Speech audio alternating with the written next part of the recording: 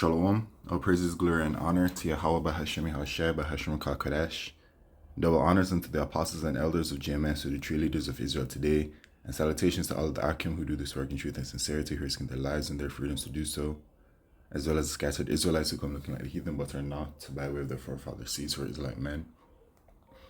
The true name of the Most High is Yahweh, and his son's name is Yahushai, and the Lord's holy chosen people are the so-called Negroes, Latinos, and Native Americans, as well as the ones who suffer under the curses in the book of Deuteronomy.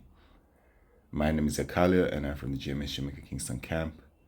And this video is about the Mark of the Beast prophecy, which is a market chip. Alright, so just coming to you with another update on this prophecy and, on that market chip, which is a mark of the beast, and the system that is being ushered in to facilitate the usage of it worldwide in every single country, intended for every single person to use it. As it says in the prophecy, it says, "And he causeth all, both small and great, rich and poor, free and bond, to receive a mark in their right hand or in their foreheads, and that no man might buy or sell, save he that had the mark or the name of the beast or the number of his name."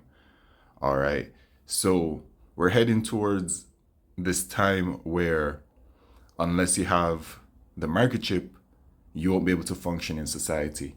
And the individuals who are developing this entire system, who are the Edomites, specifically their ruling class, okay, because the Edomites are ruling right now, who are these so-called white people, but within every single rulership, there is a ruling class. In the kingdom of Israel that is to come, there is a ruling class, right? You're going to have Yahushai, who rules through Yahweh, right? But Yahushai is going to be here with us, And then you have King David and the 12 apostles and the 144,000, right? Which will be the ruling class of the entire nation of Israel. Okay, so Esau has their ruling class, and oftentimes they're referred to the wicked elite of Esau, Edom. And it is them that is pushing this. All right, so they have their global agenda, and the World Economic Forum is a platform that they use to let the world know what is happening. But also, you can just Google it. If you are privy to information regarding this prophecy and you do believe, you can easily Google it and find out information about what's going on regarding it and how it's being developed. Okay, that's what I do, right? So we have some information that's going on right now, and we have from biometricupdate.com, the World Bank pledges to close access gap to official ID digital payments. All right, the World Bank has pledged that it will continue to offer support through its Identification for Development ID4D initiative to ensure that the estimated 850 million invisible people around the world can possess a legal and digital identity. All right, now ID4D is this. ID4D, hosted by, it's part of the World Bank. It focuses on promoting digital identification systems to improve development outcomes while maintaining trust and privacy, right? So they are pushing the digital identity. And the World Bank, their purpose is to provide loans and grants to countries that are deemed basically third world, low economic countries, stuff like that. Okay. Let me tap this 850 million. Let's see. World Bank ID4D report shows government issued ID still limited in digital capabilities. Okay, and they're trying to fix that because they want to go completely digital. Because the system that's coming in is a digital system, right? With a digital payment system, hence the central bank digital currencies. And you're going to have these digital identification systems. And that is going to be merged together and put onto the market chip. All right, I bring this out all the time, this image all the time. And I'm pretty sure I'm going to bring this out until I can't anymore. And that famine of the word comes. But here we go. From the WEF, the digital identity, and its intended purpose, right? And what it will entail and what will be stored on it. As you can see out the gate, okay, I'll just scrolling. You can also Google this, by the way, WEF, digital identity. And you can just clearly see all of the things that will be attached to this digital identity. All right, which already includes your finance. It's like it's showing you that is going to include your financials, right? To this digital identity. So they want to get everybody onto it, okay? Everybody onto this digital identity, no matter who you are. And that's what the World Bank is telling us here, okay? Can possess a legal and digital identity. The institution has made a similar pledge to scale up access to seamless digital payments through the government-to-person payments G2PX drive. All right. So they're not only pushing for everyone around the world, really, that's what it's saying, okay, to get a digital identity, but also to have access to seamless digital payments, because that's where the world is going towards, right? So, this system is something that gradually has to come in. Esau is in rulership and he has power, etc., given unto him by Yahweh Shemishai, and things have always worked out for this devil, right? But times are a little different now, all right? We're transitioning from one kingdom to the next. We're coming to the end of the rulership of the Edomites, all right? Brothers have had dreams that the wicked elite of Esau, Edom, aren't actually prospering the way that they used to prosper. Things aren't going as well as they used to for them. So I'm sure that they're experiencing a lot of hell on their side. And that's why in the book of Revelation chapter 12 and verse 12, it says,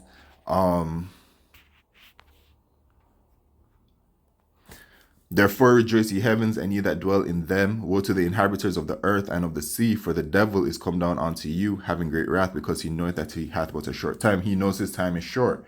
And with the way things are going, you keep on seeing it, right? When you're being checking, as a prophet of Yahweh Shemishai, you're supposed to be a watchman, so you're supposed to be constantly watching. So the prophets are constantly watching, and you can see that article after article comes out, information comes out about how they have plans for this, plans for that, plans for this, plans for that. And you can see the date. They're like, they want all of these countries to be online for this by the end of 2025, or they want all of this to happen by the end of 2027, or they wanted all of this to happen by 2023, but it's not happening.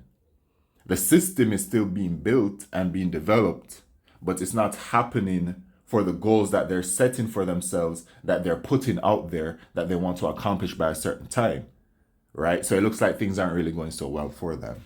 So they're going to be coming with great wrath, because, one thing about this devil and his motto is that the whole, you never let a good crisis go to waste. That's one of their main ways to bring about a new order from them, so to speak, right?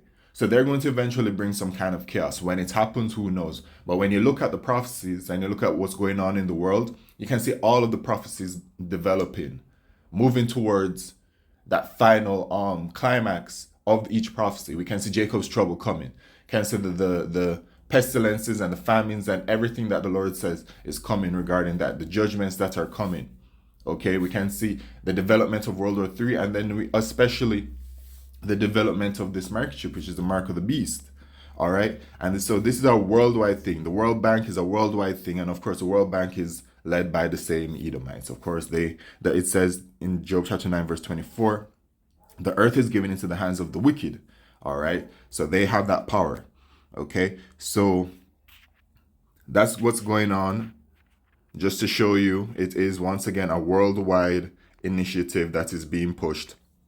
Digital identification upon all the people, as well as a digital payment system is coming in, which is all going to be all together anyway. Once again, it shows you here in this image, and all for one use.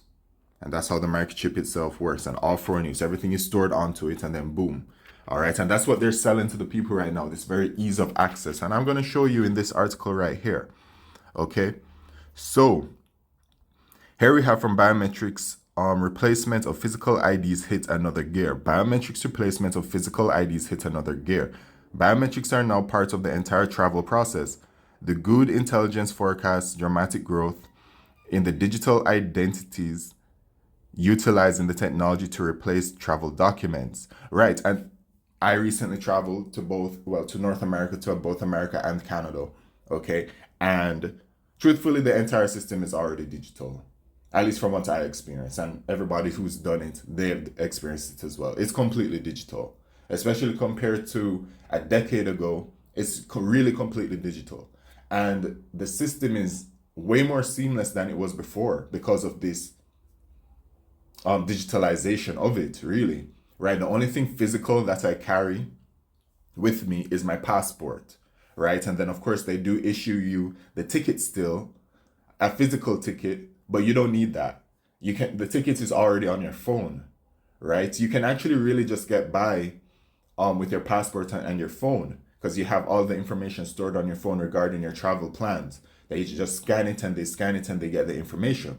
So it's only the passport that's still physical right now. But I did a video before that they are moving towards um obviously a non-physical passport, right? And they have started to issue digital passports, right? And that digital passport is a part of the system coming in because a part of the digital identity that's coming in is going to include travel and mobility to book trips to go through border control between countries or regions.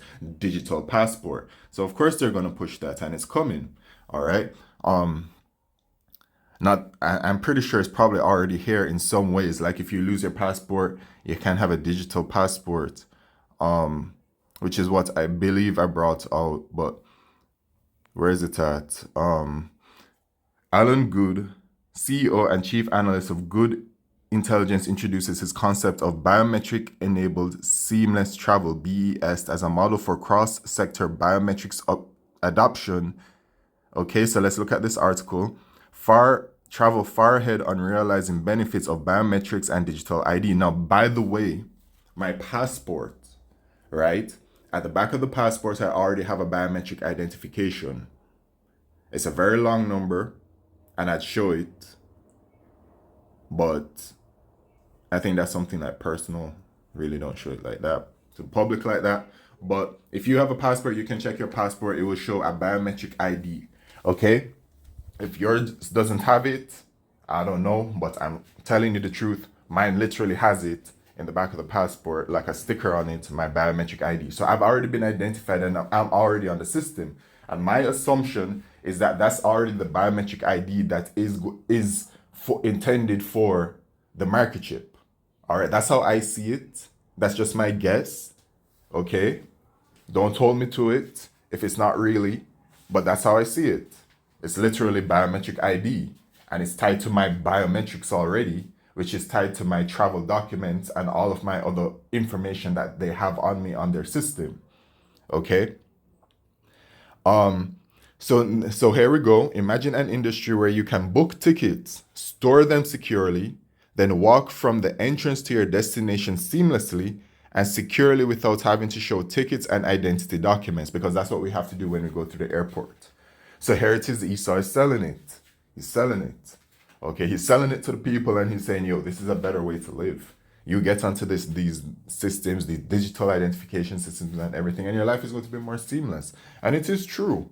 When I was going through the airports, I was happy that I didn't have to be waiting in all those long lines. You know, there's a certain initial long line depending on which airport you're going through to get into the airport proper. You know what I'm talking about? You know what I'm talking about. But after that, it's completely seamless. And the only wait after that is when you have to wait for your luggage. That's the longest wait. Everything else, when you're going through customs and everything's seamless. When I went through customs and immigration and all that, they didn't even ask me nothing. I went up to them, I presented them with my passport.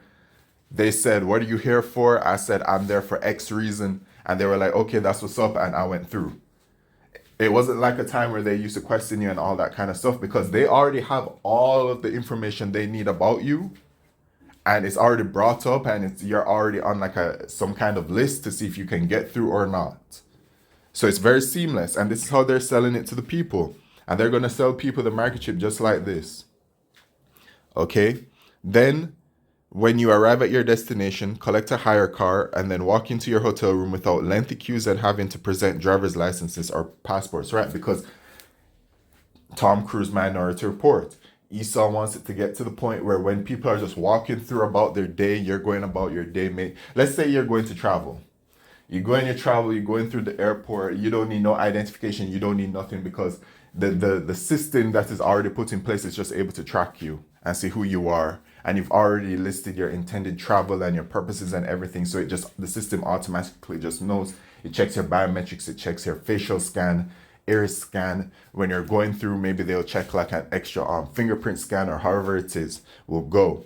All right, that is what is coming in, right? But they're selling it to the people, a more convenient, easier way of living. Okay. So it's all about digital identity, etc. Travel biometrics is a key enabler for digital travel identity and is an important area for the report's coverage. Right. Biometrics is key for digital travel identity. Well, obviously, if you have a passport, you already know what it is. They already took your biometrics. You have to give up your biometrics in order to get a passport or a visa. Okay, I know it's for the visa. I don't know, maybe different passports. I've had my passport for so long, I don't know, but I had to get the visa. So it was for the visa that I had to get it, but it's in the passport too. So anyway, if you travel, you know what I'm talking about. But yeah, that's it, man. There's nothing else to really say on the topic. Because the point of the matter is that it's coming. The prophecy is coming, the mark of the beast is coming. And what I'm doing is showing you the system that's being developed to facilitate its usage. So with that, all praises, glory, and honor to Yahweh Shem Yeshua Bashim Kodesh. Shalom.